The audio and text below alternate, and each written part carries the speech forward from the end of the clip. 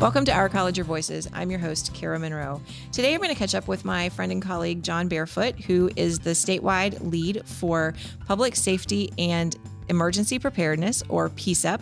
I had a little trouble getting through that, but that's okay. And I'm excited to talk with him about some of the initiatives that they wrapped up in 2019 and some of the things that are coming in 2020, and just give all of you an opportunity to meet Jon. So let's meet him. Jon, hi, how are you? Good. How are you? Good. Tell everybody a little bit more about what you do here at the college. Okay. So as part of the restructure, PSEP, or Public Safety Emergency Preparedness, that'll be the last time I say the full name as well. Right. So PSEP is responsible for essentially everything safety related. So we've got the traditional public safety, so security, access control, cameras. We're responsible for Clery Act compliance. Then we also have on the employee side, we've got occupational health and safety, employee health and safety, fire safety. So if any acronym that you've heard that has safety in it, it probably falls under us. If it doesn't, give me a call, because it probably should, and we may have missed it. But that's where we're focused. And the other side of it is the emergency preparedness side. So that's emergency management and business continuity, which is new for the college to have a dedicated person doing that. So that was a big part of the PSEP launch.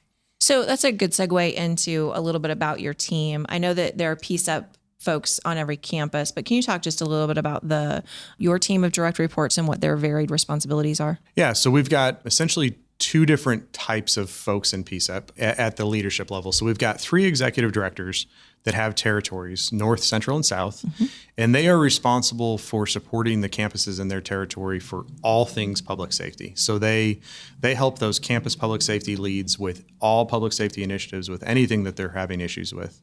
And then we have 2 centers of expertise, and those are headed up by directors. So we've got a director of environmental health and safety and Clery compliance. That's Tim Kelsey. So he oversees everything employee health and safety related, and then also spearheads the Clery compliance for us at the college. And then Andrew Adams is our director of emergency management and continuity. So he does all things emergency management, business continuity. And we called those centers of expertise because that's really what we want them to be.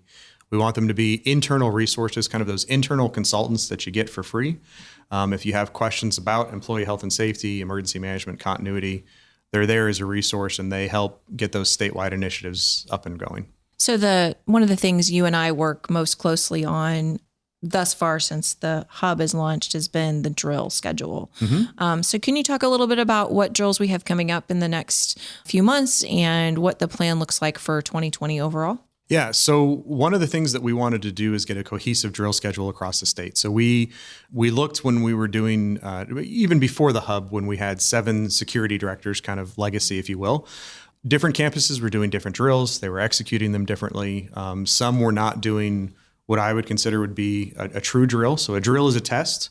It's okay to fail it. It's okay to pass it. So that means that if we're doing a fire drill and somebody doesn't evacuate, the true way to do a drill is to say, well, that person didn't evacuate. We're going to handle that later. But everybody that did, we'll go ahead and let them back in the building.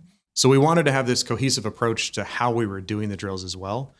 And then to take some of the burden off of those local leads, we wanted to get that statewide schedule going. So what we've got is essentially 5 drills per year that are statewide drills.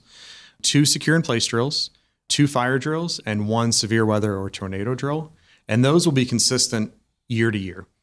To back that up, we've got what we call a multi-year training and exercise plan. And so we have a focus every year for our tabletop exercises, our full-scale exercise, our outreach, our training. So 2019, we focused on active aggressor or active shooter, and that culminated with our full-scale exercise in Valparaiso. And in 2020, we're focusing on mental health crises on campus. So behavioral intervention, mental health will be the focus of 2020. So you'll see tabletop exercises with that, and that'll also culminate with a full-scale exercise at a campus to be determined. Those applications are still out, so we're not sure which campus is going to be the lucky winner this year. Good. Very good. I know in Valparaiso, you got a lot of really good press coverage about that full-scale exercise, and you had a lot of people involved in that. Can you give us just a little bit of a summary of what took place in Valparaiso that day? Yeah. So if you've never seen a full-scale exercise, it really is something to see. So the difference with a full-scale exercise versus a drill or tabletop is that everything happens in real time. With the actual responders, we have, so in Valparaiso, we had role players playing both victims, students. We had a couple of role players playing the aggressors. And then we had about 150 first responders, police, fire, emergency medical services, emergency management, the whole 9 yards that responded to that campus the way they would in the disaster and responded in real time and worked their way through the campus, which I think was not only valuable for us so that some of our leadership and our students and faculty and staff could see what it would look like should something happen. But the real value there is that now those local responders have gotten to work out in real time what trouble they may run into in responding to one of our campuses. Because if they can work that out on a big disaster like an active aggressor, it'll be that much cleaner if there are only 2 or 3 officers that need to respond because maybe something was stolen from the bookstore or something at a lower level. And so after that, we do an after action report to capitalize just on that. So we don't want to do any of these exercises without the after action report. If we do, I call it we're just playing, which is fine. It's fine to dress up and play, but we want to follow that up and make sure that we're making improvements. And we can take those improvements not only for Valparaiso, but any of our campuses can learn from those. Absolutely.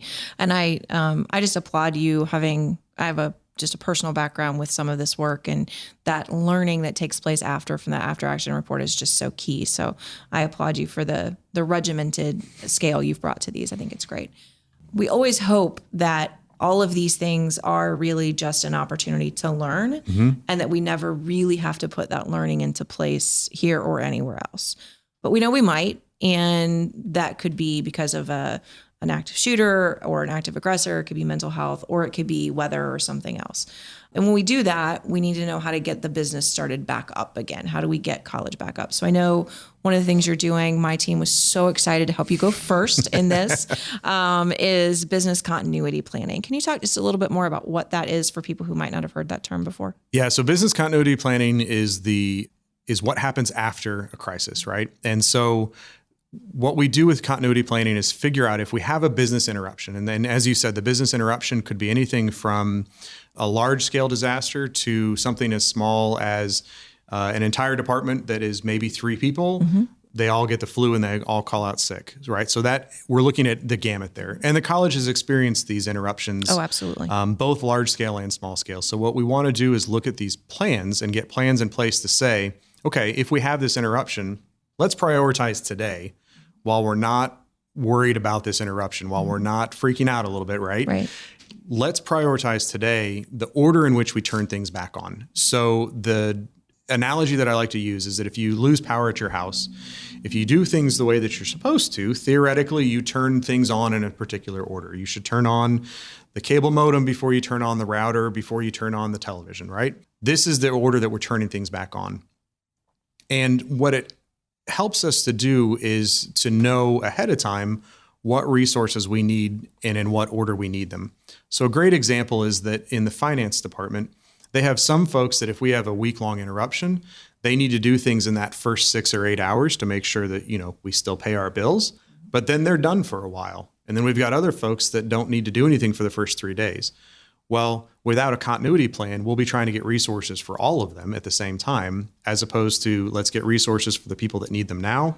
We can take those away, give them to somebody else, kind of play this shell game to make sure that we're providing the services that we've identified as critical. Right. And Systems office is going to go first in this effort, and then we'll roll it out to campuses. So we're going to try to get the bugs out and make it easier. And I know my team is one of the early ones, and my team's several of them have done theirs already. I've started working on mine.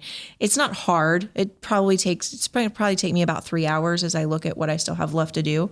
Would you say that's about an average length of time as folks do this? Yeah, we're seeing 2 to 3 hours. Okay. So we beta tested this with some campuses. We did both student and non-student facing staff departments, and then we did a couple of academic departments as well. And so systems office, as you said, is fully in the swing of things. I just came from a continuity meeting, getting folks ready for that. And then we've actually just started the launch at the campuses for non-student facing staff departments as well. So the campuses are starting to dip their toe in it, and then we'll see academics come in mid-February. Right.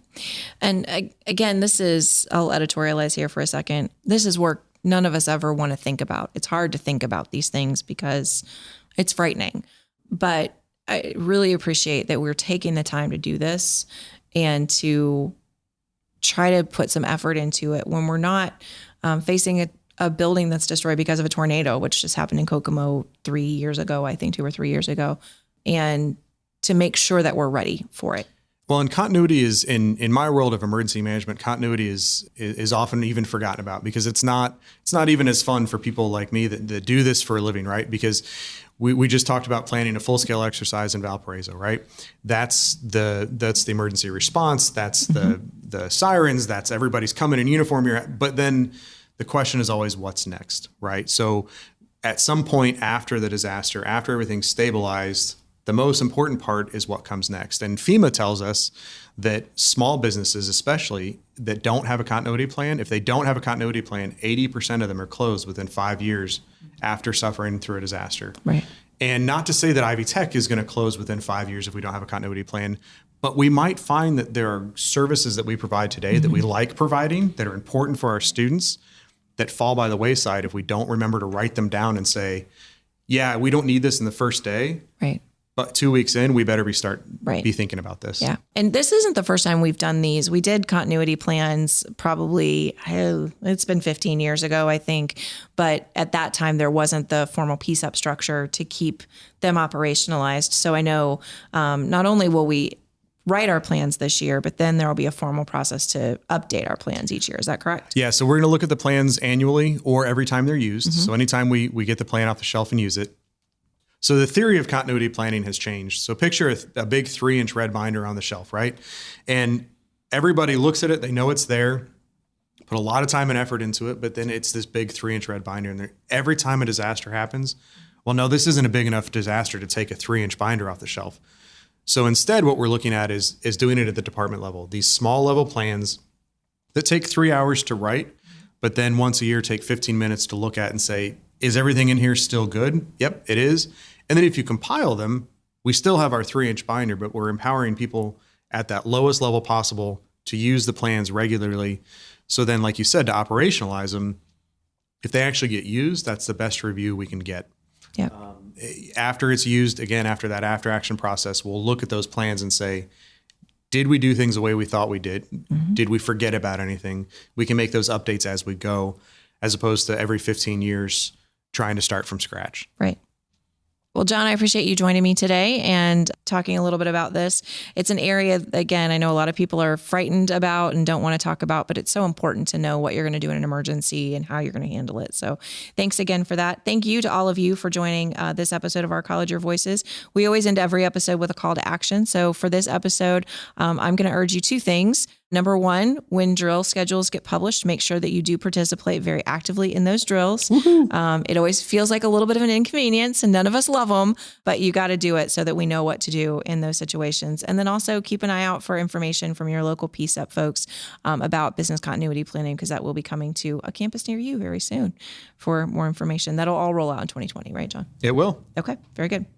Thanks again for joining us on this episode. I'm your host, Kara Monroe. You can connect with me on Twitter at KNM Tweets. You can reach us by email at ourcollegeyourvoices@ivytech.edu. Leave us a voicemail if you have questions or comments about this episode, 317-572-5049. Don't forget, if you're an Ivy Tech faculty or staff member, you can join our Microsoft Teams listener community. And our website is ivytech.edu/podcast. Production assistance for this and every episode provided by Becky Campbell, Sarah Ferguson, and the Ivy Tech Community College marketing team. And our podcast concept is by Matthew Pittman. The music, recording, and post-production services provided by the talented Jen Edds at the Brassy Broadcasting Company. And we will talk to you next time on Our College, Your Voices.